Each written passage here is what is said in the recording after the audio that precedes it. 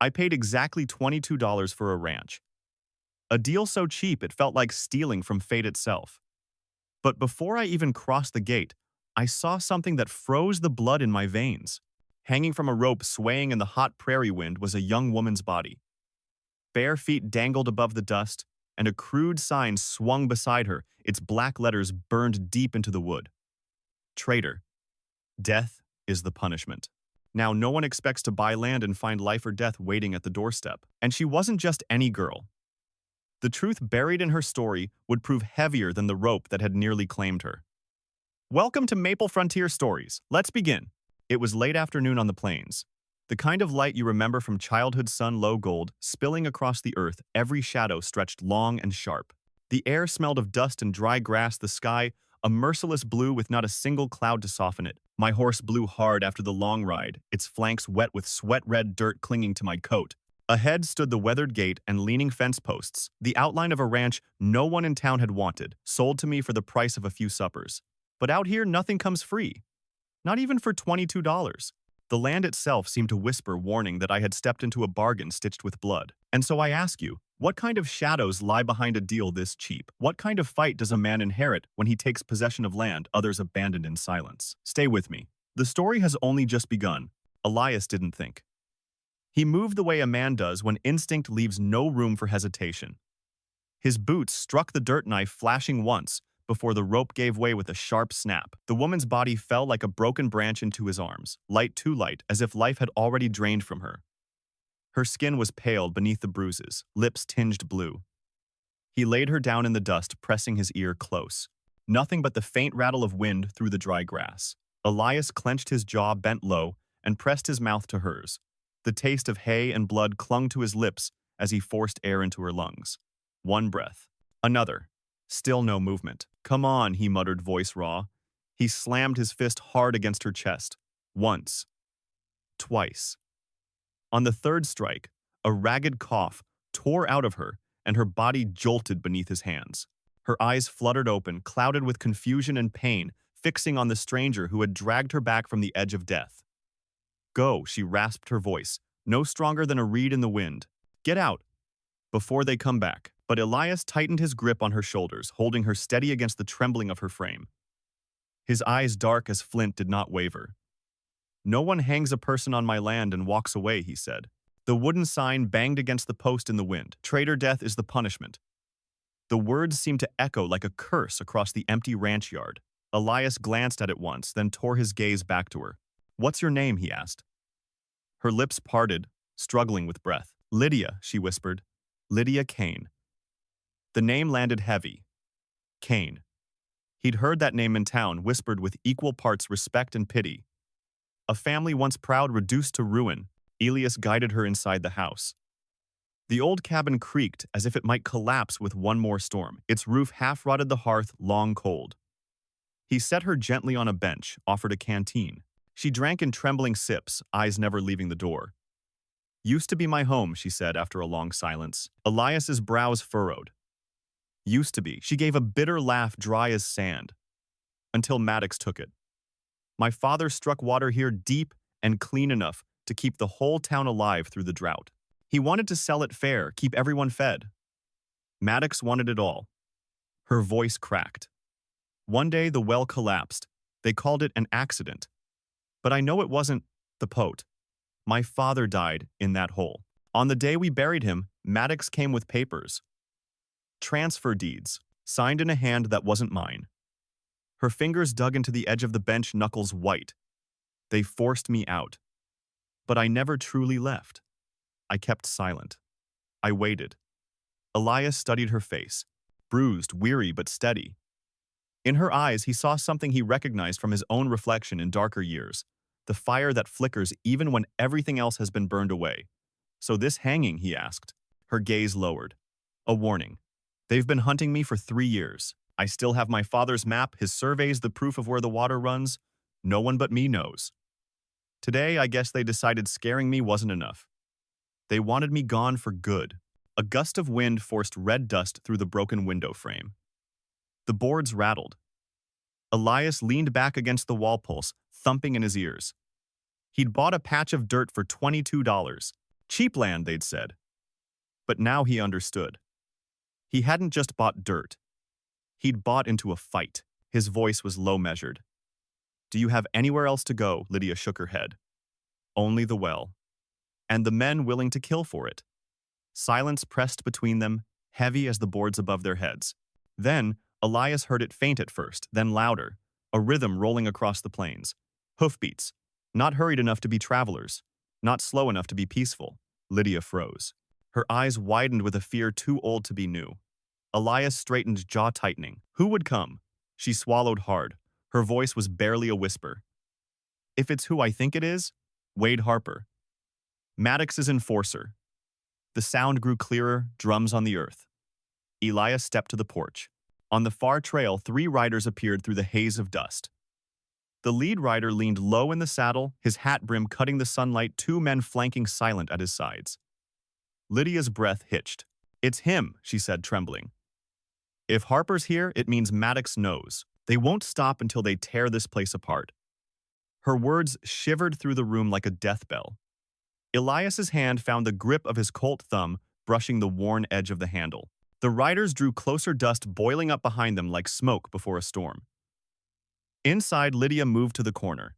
Her hands shook as she tugged at the old rug on the floor, revealing a hidden wooden box.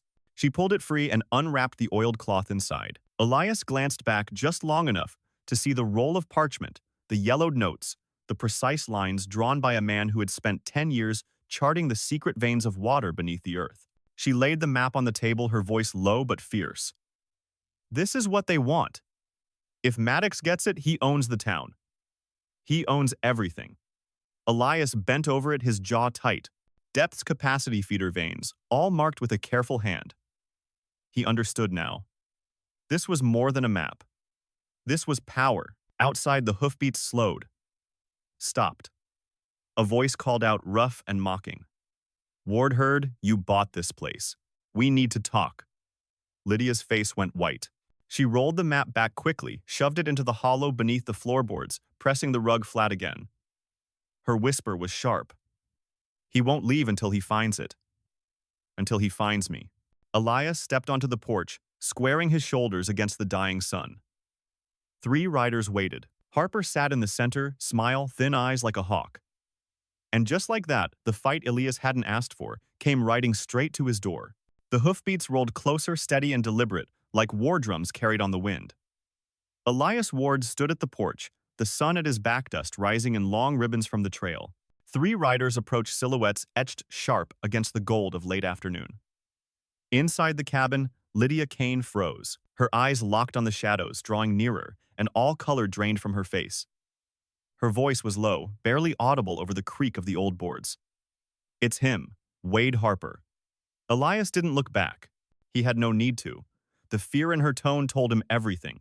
Harper was Maddox's bloodhound, the kind of man sent not to negotiate but to break bones and bury truths. The riders slowed as they neared the gate. Harper sat in the center, hat brim pulled low, his mouth curved in a smile that never touched his eyes. To his left and right rode 2 broad-shouldered men, revolvers heavy at their hips, rifles slung loose across their saddles. They carried themselves with the arrogance of men who believed no law could touch them. Harper reined in just beyond the porch, his horse pawing the dirt. He leaned forward, resting both gloved hands on the horn of his saddle. Ward, he called, his voice harsh and steady. Heard you picked up this patch of ground. Shame no one warned you, it already had an owner. Elias rested one hand on the porch post, the other brushing the grip of his Colt. His voice carried flat across the yard. Bill of sales in the town office. Paid in full this morning. This land's mine. A dry chuckle slipped from Harper's throat. Paper doesn't mean much out here. What matters is what's beneath your boots. And from where I'm sitting, you've stumbled onto something worth more than gold. Inside, Lydia knelt quickly, heart hammering. She pulled the worn rug aside, exposing the loose floorboard. Her hands shook as she pried it open, just enough to slide the map and her father's papers into the hollow. She pressed the board back into place, forcing the rug flat. Every movement felt loud, reckless. She held her breath, praying Harper's sharp eyes couldn't see through the cabin walls. Elias's gaze didn't waver. You're trespassing. Harper smiled wider, his teeth white against the dust of his face. Trespassing. He lifted one hand, lazily letting the reins hang. Wardmen like me don't trespass. We collect. And right now you're holding something that doesn't belong to you. The two riders split apart, one drifting along the fence line, the other edging toward the old well. They moved slow, deliberate, as if the ranch was already theirs. The wind shifted, slamming the wooden sign against the post. Clack. Clack. The word traitor, scorched black across the wood, flickered like a warning. Elias shifted slightly, his body angled to block the man approaching the porch steps. His hand hovered inches from his gun. His voice stayed even calm as stone. Best turn those horses around. Whatever you're after, you won't find it here. Harper's eyes narrowed. He swung his legs slowly over the saddle and dropped to the ground, spurs jingling in the heavy silence. The dust puffed under his boots as he stepped closer, less than 3 paces between them now. I don't think you understand, Harper said. This isn't a request. Maddox wants what's his. And you're just the fool standing in the way. Elias's jaw tightened, but his voice never rose. I buried fools like you in places where the wind still whispers their names. Don't make me add yours. For a long moment, the world seemed to hold its breath. Harper's fingers brushed the strap on his revolver, loosening it with a soft click that rang louder than thunder. The rider near the fence line stopped, hand resting on his rifle stock. The other, by the well, tilted his head, waiting for the signal. Inside the cabin, Lydia pressed her hand over her mouth, forcing herself not to make a sound. She could see it all through the cracked shutters, Harper's smile thinning, Elias unmoving, the air between them stretched tight as a drawn bowstring. The wind picked up red dust swirling through the yard. The sign banged again. Clack, clack. Harper tilted his head, studying Elias like a predator measuring prey. Ward, he said slowly, I'll give you one chance. Bring the girl out. Hand me what she's hiding. Do that and maybe we ride away without blood? Elias didn't blink. No one here but me. A silence settled heavy enough to break bones. Harper's smile faded. His eyes flicked toward the house, sharp as knives. Funny. I thought I heard something. Boards creaking. A woman's breath. Elias stepped forward, closing the space between them. His voice dropped low, each word cutting. What you hear is death waiting to call your name. The rider at the porch shifted foot on the bottom step. Elias's hand slid closer to his Colt. The yard sank into silence, so thick even the horses seemed to feel it, ears twitching, muscles tense. One wrong move, one careless sound, and blood would hit the dirt. Inside, Lydia's pulse raced. Her father's map lay hidden beneath the floor, but the thought of Harper's men tearing the house apart made her stomach twist. She bit her lip until she tasted blood, praying Elias wouldn't falter. The standoff stretched seconds, feeling like hours. Harper's hand twitched near his gun. Elias's thumb tapped lightly against the porch post, an old habit when measuring odds. 3 against 1. But Elias had lived long enough to know numbers don't always win a fight. Then, faint at first, another sound broke the deadlock: hoofbeats. Not 3 this time, but heavier, faster. More riders coming hard from the east trail. Harper's brow furrowed, his head tilting slightly. He glanced toward the horizon, dust rising in a new plume. His voice turned sharp. Friends of yours, Ward. Elias didn't answer. His eyes stayed locked on Harper, but inside he felt the tension coil tighter. Reinforcements were coming, but for who? The hoofbeats grew louder, pounding like drums of war. 5 riders burst into view, fanning wide as they neared the ranch. At their head rode Sheriff Colton Bennett, his long coat snapping in the wind, the silver badge on his chest catching the dying light. Bennett's men pulled their Winchesters from saddle scabbards, forming a half circle that cut Harper and his crew off from every exit. The air cracked with authority as the sheriff's voice rang out, Wade Harper. Step back. Hand off that gun. Harper didn't move. He gave a low chuckle, though the muscles in his jaw tightened. Sheriff. Always a pleasure. Bennett's gaze burned like steel. This ends tonight. Maddox's grip on this land dies here. I've got witnesses, I've got proof, and if I have to, I'll take your body back to town myself. The yard fell into a deeper silence. Guns hovered, eyes narrowed. The next breath might decide it all. Sheriff Colton Bennett reined in his horse at the front of the half-circle. His deputies fanned out behind him, rifles leveled, faces cut sharp by the setting sun. The silver star on Bennett's chest caught the light like fire, throwing a shimmer across the dust. Wade Harper, his voice cracked the silence, ringing like an iron bell across the yard. Take your hand off that gun and step back. Now. For a moment, No one moved. The only sound was the restless shuffle of horses, the creak of leather, the steady clack of the wind-tossed sign. Traitor death is the punishment. It swung like a judge's gavel, punctuating every second of hesitation. Harper's smile stayed fixed, but the muscles in his jaw twitched. Sheriff, he drawled, letting the word drip slow. I was just having a friendly word with the new owner here. No harm meant. Bennett's eyes narrowed, his hand steady on the reins. A friendly word doesn't usually end with a noose hanging from the gate. And it sure doesn't explain why a good man named Thomas Kane is buried under a collapsed well. I've got testimony, Harper? Pete Harden saw you and Maddox sabotage the bracing yourselves. Saw Kane buried alive. Lydia's breath caught. She gripped the doorframe, her body trembling, but her gaze locked on Harper. For the first time, the color of fear mixed with fury in her eyes. Harper's grin faltered. His glance flicked to her sharp as a blade. Testimony from a drunk. Won't hold water. Bennett's voice hardened. It'll hold enough. Especially when I add these.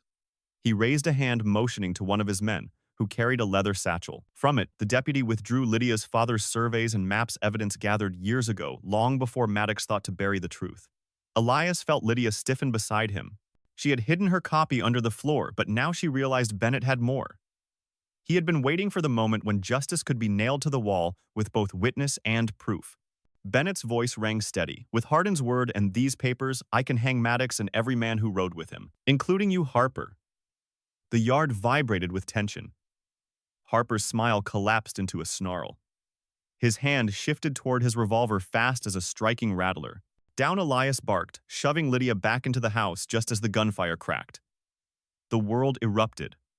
Harper's shot tore through Elias's sleeve, grazing his arm.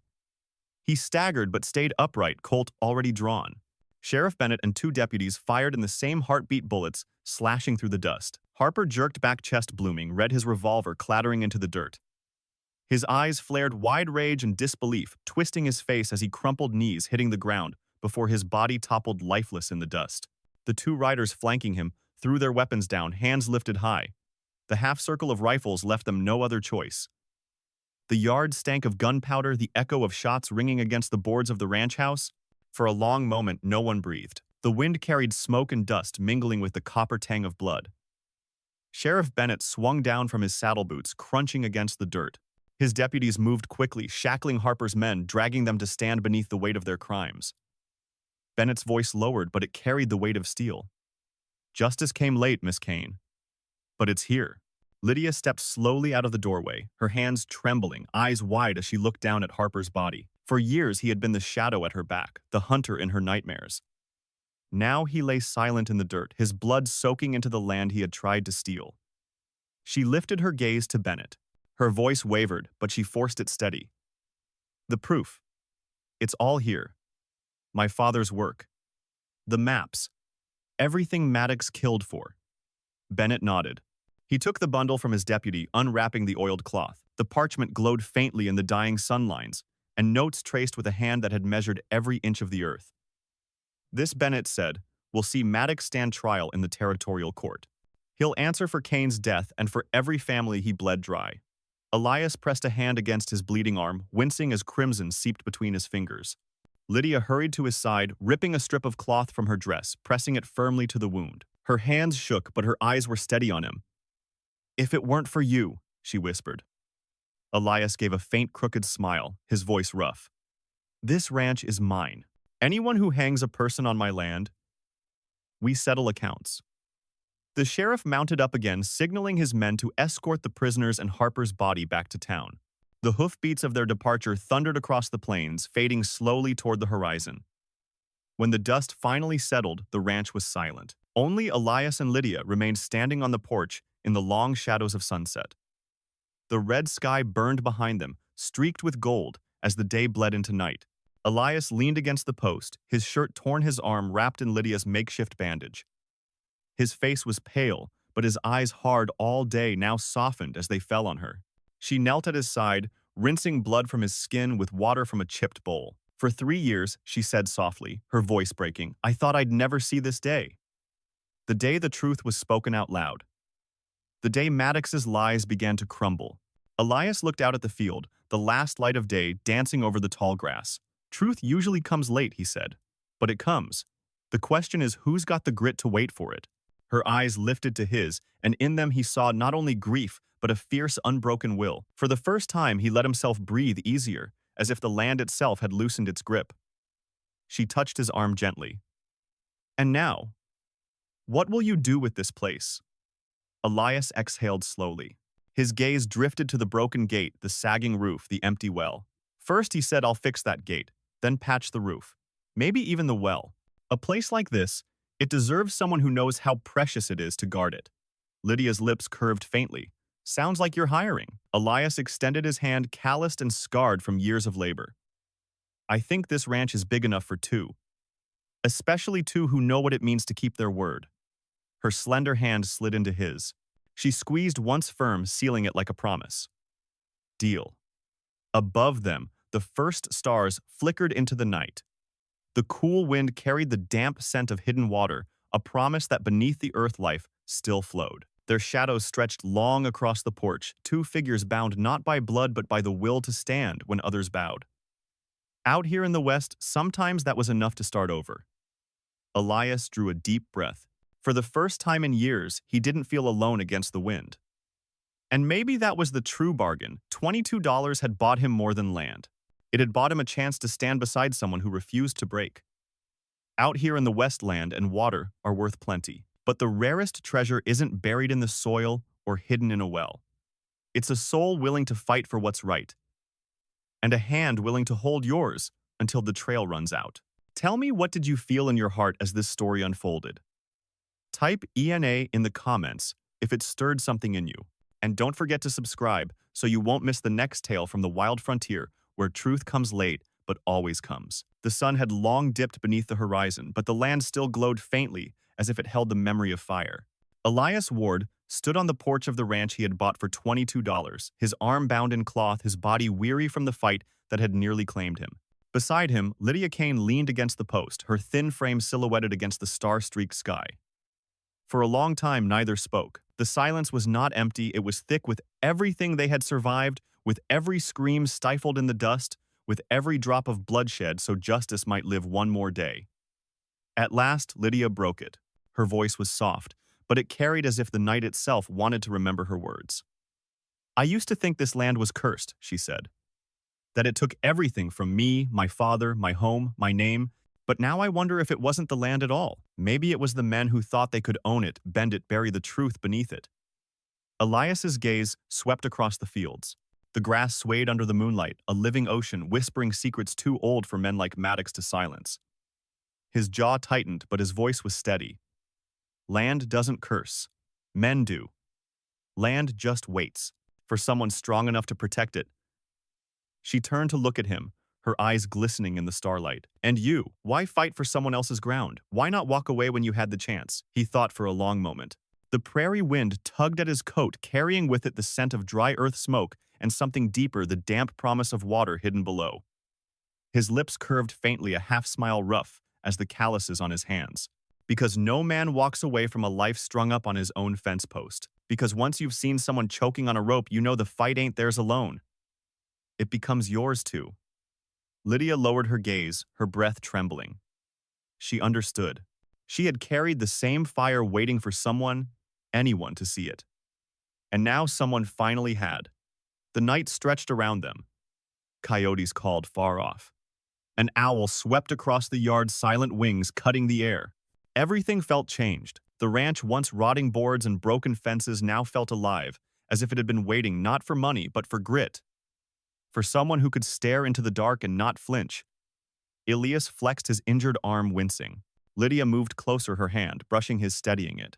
Neither pulled away. You know, she said softly, my father used to tell me the West wasn't just about land or cattle. He said the West is a test. Of character, of truth. Anyone can hold a deed, but only the brave can hold a promise. Elias let the words sink in. He had lived long enough to know she was right. Out here, money could buy acres. Guns could take them. But in the end, only courage could keep them. He looked at her, truly looked at her, and saw not just a woman scarred by loss, but someone still standing, someone unbroken. His voice was quiet, but it cut through the night like steel. Then we keep that promise. Together. She held his gaze, then nodded once firm as a vow. The days that followed were not easy. Elias patched the roof with his own hands climbing the beams, though his arm still ached from Harper's bullet. Lydia worked beside him, hammer in hand, her slender frame hiding a strength hardened by years of survival. They fixed the gate, mended the fence, cleaned the hearth. Each board nailed, each stone set felt like defiance against every man who had tried to strip them of dignity. Every swing of the hammer was louder than Maddox's lies. Every spark in the hearth was brighter than the gallows Harper had strung her from. Word spread through town. Folks who once whispered Maddox's name with fear now began to whisper something else, that his power was cracking. That Elias Ward had stood against his men and lived. That Lydia Kane had returned not in chains, but on her own 2 feet. It wasn't just a ranch anymore. It was proof. Proof that even the deepest corruption could be dragged into the light. Proof that justice, though late, could still come riding. And so the ranch became more than a patch of land. It became a story, one that belonged not just to Elias and Lydia, but to anyone who had ever been told they were too small, too weak, too late. Because out here in the West, the measure of a person wasn't in gold or cattle. It wasn't in the size of a ranch or the weight of a deed. It was in whether you stood when the rope was at your throat, whether you spoke when silence was safer, whether you fought when walking away would have been easier. Elias had bought a ranch for $22, but what he truly bought was a chance at redemption. Lydia had been left hanging for dead. But what she truly found was a hand that refused to let go. Together they proved a simple truth. The rarest treasure isn't land or water. It's the courage to claim your place in a world that wants to bury you. Now I ask you, listening tonight beneath your own sky, what do you hold worth fighting for? Is it land, family, truth? Or is it the promise that no matter how dark the night, no matter how late justice comes, you will not bow? If this story stirred something in you, type ENA in the comments so I know you walked this trail with me. And don't forget to subscribe so we can share another fire tomorrow, another tale from the old frontier where courage was the only currency that mattered. Because the West may be gone, but its lessons remain.